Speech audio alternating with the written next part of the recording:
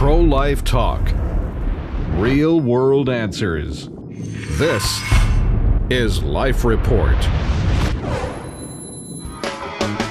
Welcome to Life Report. I'm your host, Josh Brom, here again with special guests from last week, John Gerardi, almost Notre Dame law graduate, almost soon-to-be lawyer. We'll just see. So close. So close. If you get a job afterwards. Yeah, there you go. That's the question. Passing the hard my last semester. Anyway. Right. And here, Jonathan Keller, who we have on the show anytime we're going to talk politics, and we're going to talk politics. And we're going to talk politics carefully.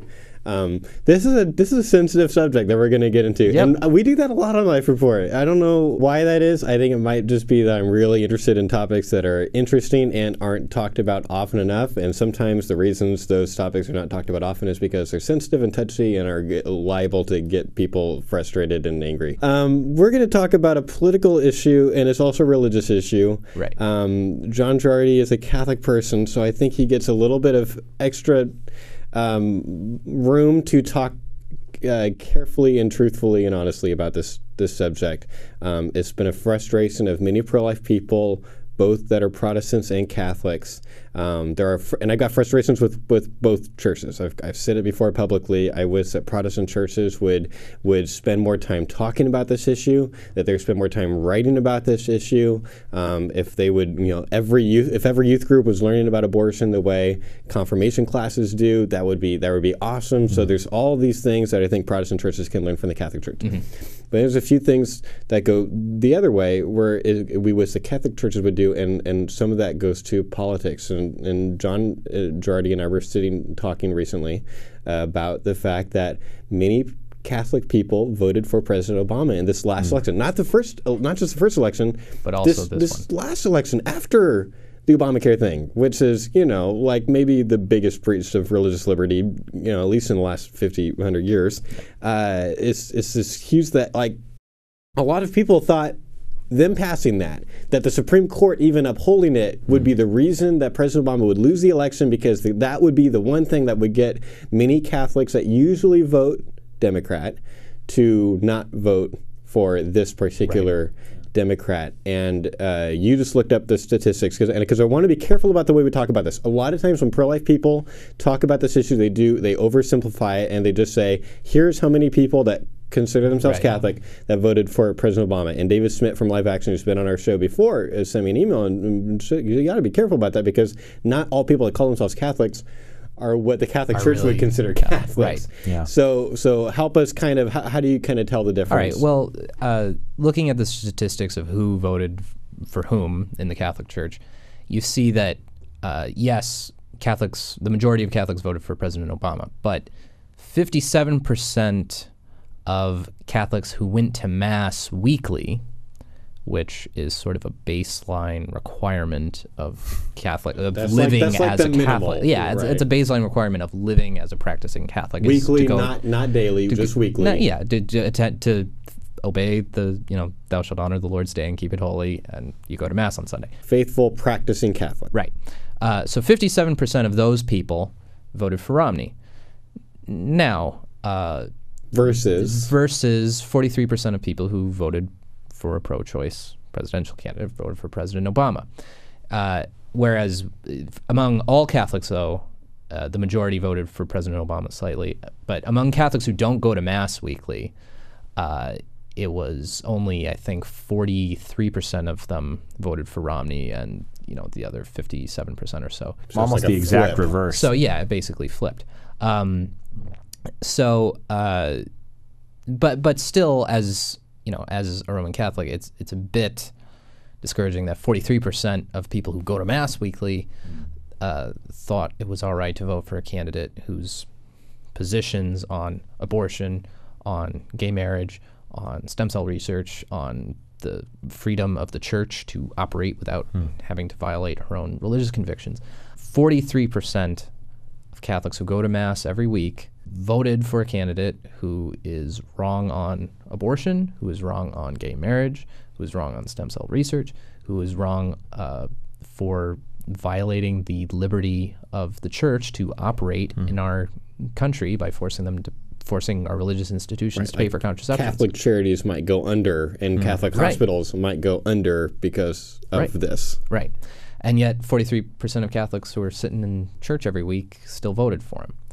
So pro-life Protestants see that and their heads explode and say, "What's going?" Because the Catholic, as I've said, the Catholic Church is the one that's talking about this, who's writing about this, that has way more staff, working towards this. So it's not like it's the ones, not what you would expect. No, and they're the ones who all 181 bishops signed a letter in February opposing the HHS mandate. Right. And I don't know if I said it on Life Report, but I said it publicly, and I said it in conversations with people.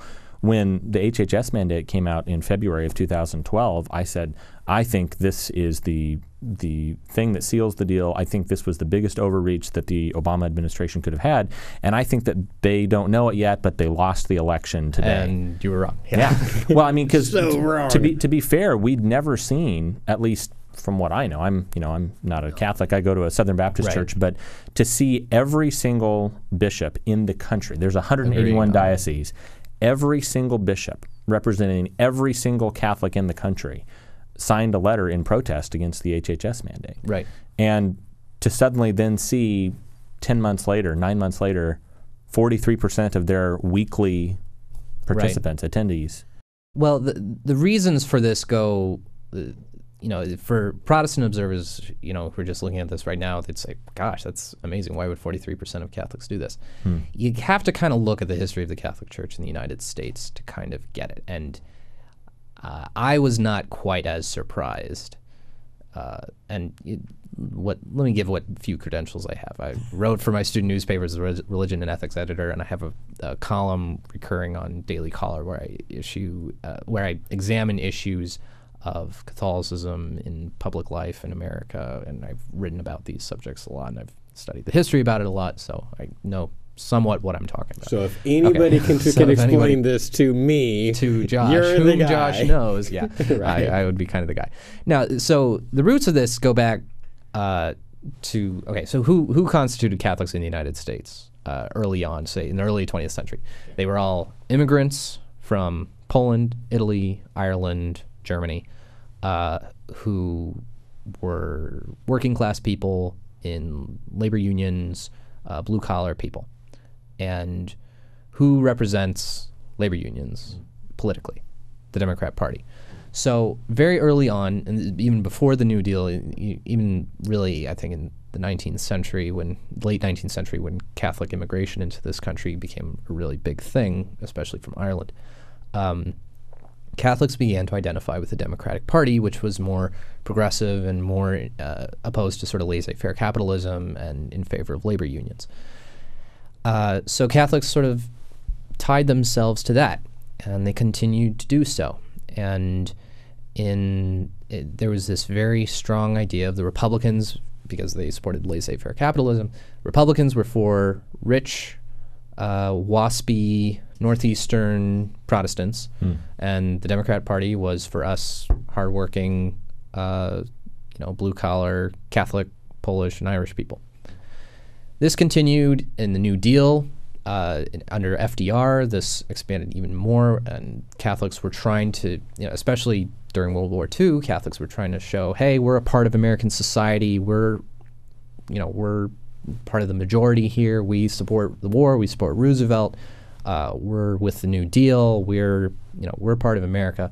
And it reached sort of the Catholic enthusiasm for the Democratic Party reached its zenith, obviously, with John F. Kennedy, who was the first Catholic to run for president and who received, I think, like 95% of the Catholic vote, or some, absurdly high percentage. So Catholics are just tied to the Democratic Party for a really, really long time. And it has to do with labor unions. It has to do with the bishop's perception that the Democrats were better at that time, better on a lot of issues relating to social questions. So just distribution of wealth, and they thought some minimal dabbling in a kind of welfare state that was represented by the New Deal, that was sort of a bit more in line with the things that the popes were writing in opposition to sort of laissez-faire capitalism, but also in opposition to communism. And the church in the mid-20th century was nothing if not fiercely anti-communist. So this progressed, especially through the 60s, and then in 1973, something really big happened. Roe versus Wade. Now, when I say that Catholics were enthusiastic with the Democratic Party, it doesn't mean there weren't Catholics who were Republicans. My grandfather, before 1973, was both Catholic and a Republican. And there was sort of an attitude, I think, within the Catholic Church that, politics is, important and all, but, at the end of the day, you're still a Catholic, whichever party you support. And there weren't really a ton of issues where in American political life at the time where Catholic teaching was dispositive. So we're dealing with there's sort of two kinds of political questions where Catholic teaching deals with them. First, you have things where the Catholic Church will give certain sort of principles of justice to follow. So, for example, immigration. The Church doesn't say, should be your policy, you should let in this many people from this many countries, blah, blah, blah. The Church says you should be generally open, you have the right to enforce your laws, you should have a just system in place to allow people to immigrate in if necessary, but there can be restrictions depending on the needs of your country. Individual Catholics can say, well, I think a more restrictive approach is preferable. I think a looser approach is preferable. Right. Neither Catholic is a heretic for saying that. Right. Now, and similarly, like the Church doesn't take an official position on gun control, for example. No. Or you could be a good Catholic and disagree about that particular position. Right, exactly. And before you go on, because I know the direction you're headed, but this is a question, and you might know the answer if you don't, but I don't know the answer, so that's why I'm asking you, not just saying it. Okay. Right now, and this is why, there were even some liberals that were threatening, like, we ought to sue churches because there's churches out there that are having the gall to say that obviously not, you should vote for Romney and not Obama, but they were saying you ought to vote for the person who is pro-life and pro-religious liberty and stuff like that. And they were basically saying, that's really, it's pretty obvious what you're saying, and that goes against, that you should lose your tax exemption process. So right now, what it is the Republican Party platform, at least for now, specifically says we're pro-life. Right. And the Democratic Party platform specifically has a lot of pro-choice things in it. Was it that obvious and separate in 1973, or did that happen gradually? No, it wasn't that clear-cut in 1973. I think in 1973 you had a lot more Southern Democrats and even some Northeast Catholics.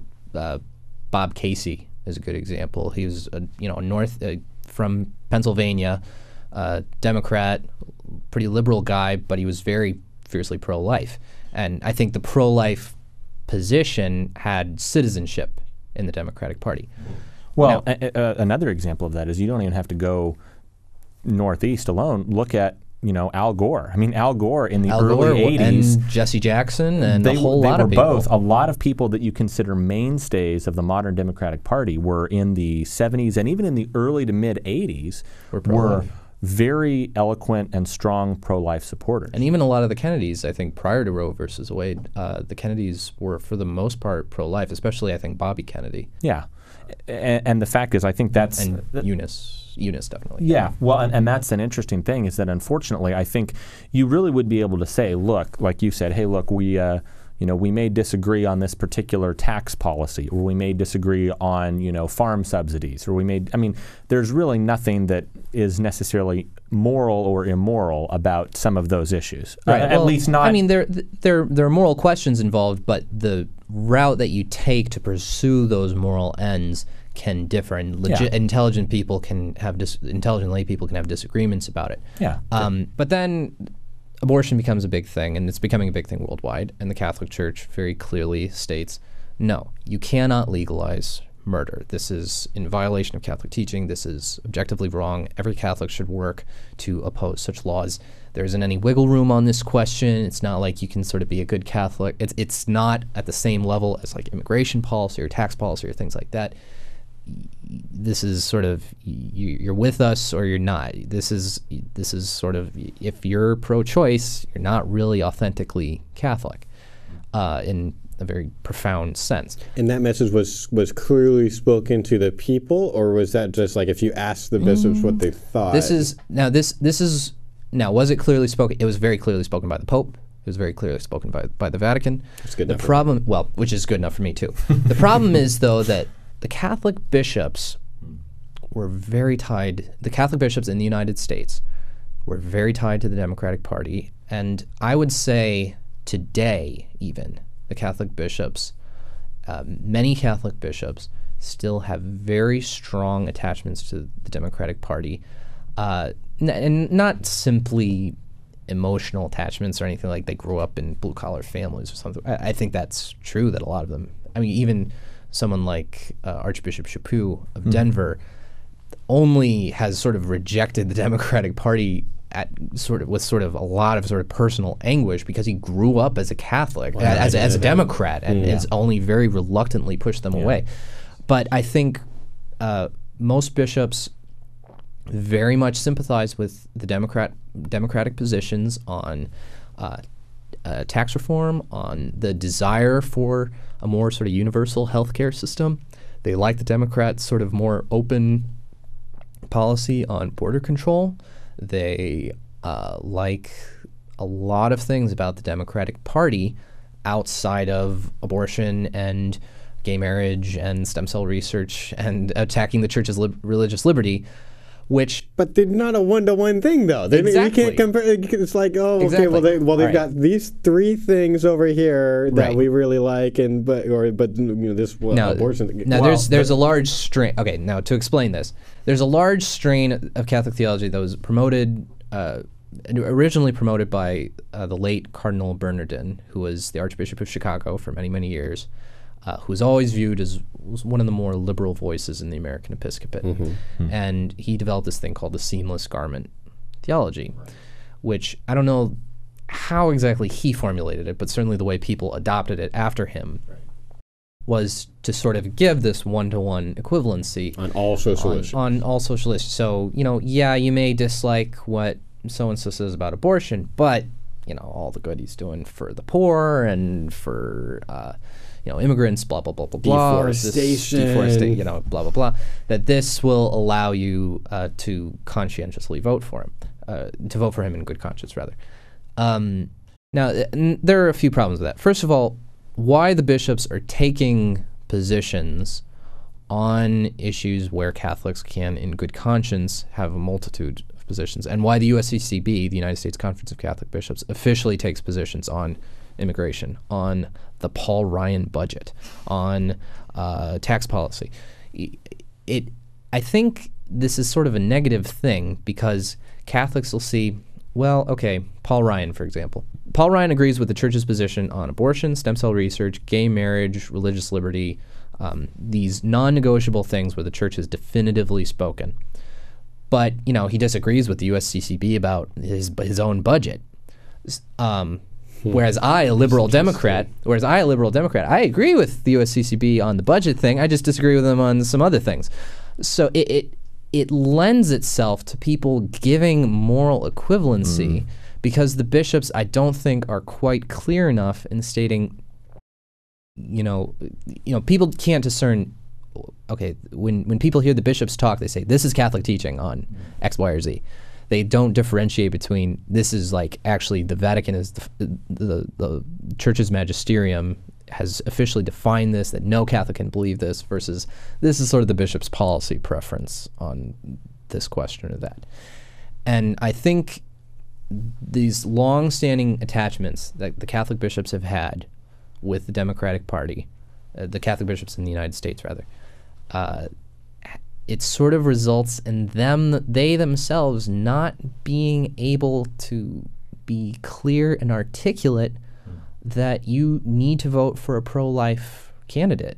And you need to vote for a candidate who supports traditional marriage and the defense of the Catholic Church's religious liberty. Well, and you could sympathize because if, for example, the pro-life movement, if there was, let's say the Republican Party, for example, and I know that not all of our listeners are Republican, even if they may be pro-life, they may be independent or something. But if what happens if, for example, the Republican Party decided, moving forward, they said, well, you know what, we're going to agree that, abortion, yeah, that's wrong. We're going to still stand for that. But we're now going to make a very strong push, as some Republicans have, towards legalizing stem cell research. Right. And that makes it very difficult as a Republican to say, well, gosh, I agree with the Republican Party on all of these certain issues relating to pro-life, but what do I do in regards to stem cell research? And that is something. So I think even some of our listeners... But if you look at the party platform, though... No. I agree. But what I'm saying is if I could understand how some of the Democrats might have suddenly felt like they were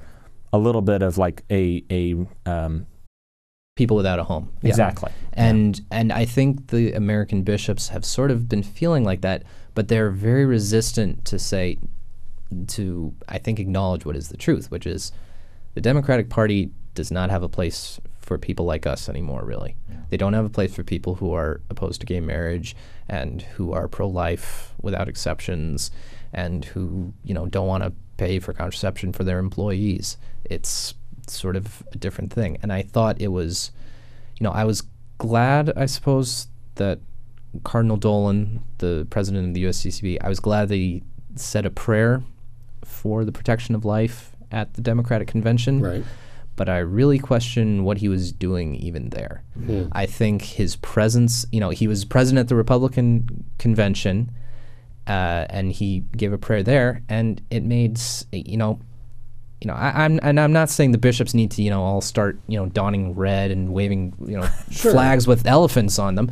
But look at the platforms. There's not a thing in the Republican platform, or if there are anything, I can't name them off the top of my head, that contravene Catholic teaching on any defined point of Catholic teaching and defined explicit something at the level of abortion. There's going to be a lot of disagreements about things like immigration. Sure, and you can disagree about all those things. Welfare and things like that. But there's nothing, and on all of those issues, the Democratic Party is in total disagreement with the Catholic Church. Okay, so let me ask you this, and I want to be clear. We've got Protestant listeners, Catholic listeners, atheist listeners, pro-choice people, pro-life people. I'm not anti. If you've listened to this show very much, I'm not an anti-Catholic guy. Catholic guys are people usually the ones that hire me for speaking gigs. I love the Catholic Church teaching on abortion, but for me, this seems so obvious to you and me. About the difference between things like abortion and all these other issues.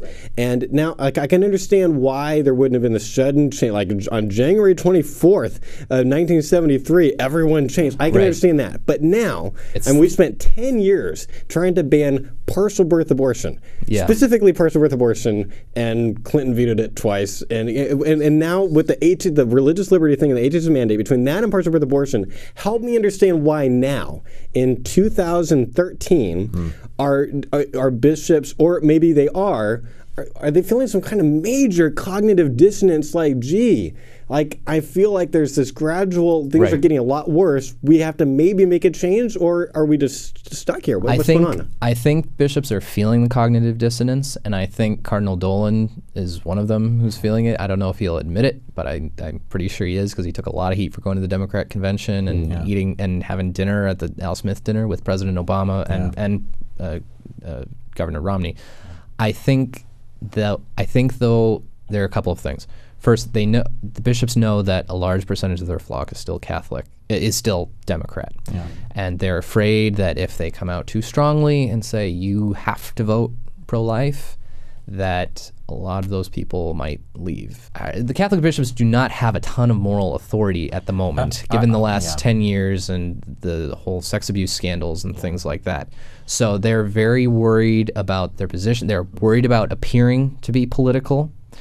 And I don't know. I can understand that. And I think a lot of them, though, they are still very, very attached to a lot of stuff in the Democrat plan. And I think that, unfortunately, in a lot of cases, even if they wanted to, I think that's exactly what you said before, the lack of moral authority. I think after a generation, if they would have come out very strongly or even gradually and said something about the issue of abortion.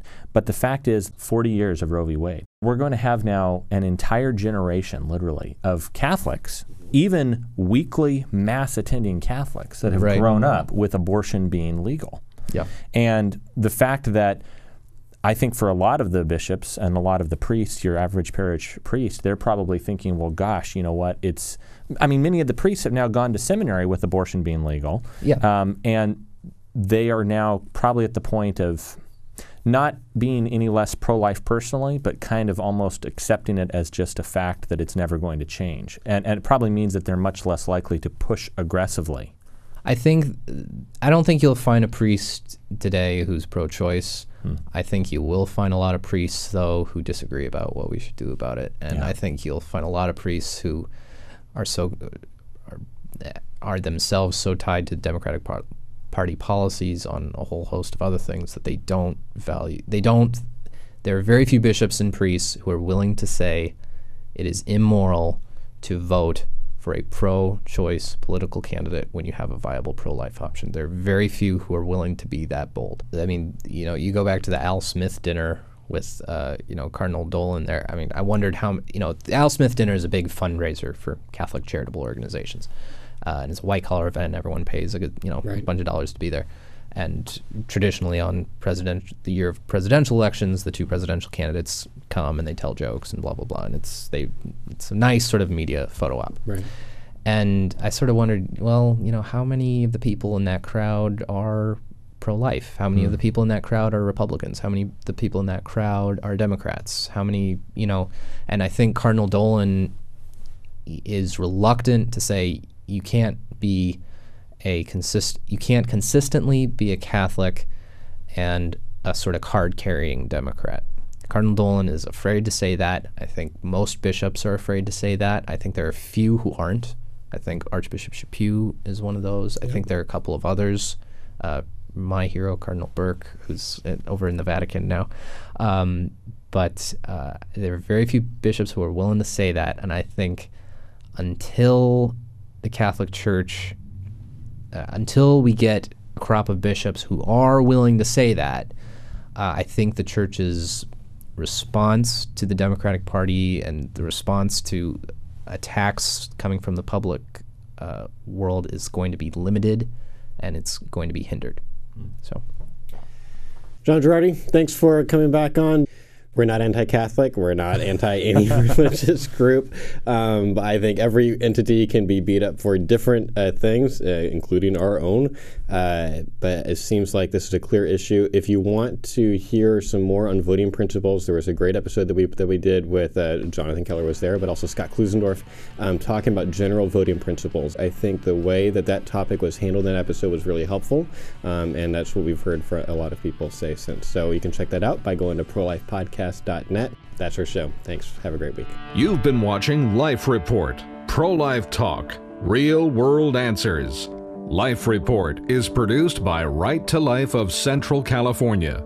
Visit their website at fresnoprolife.org.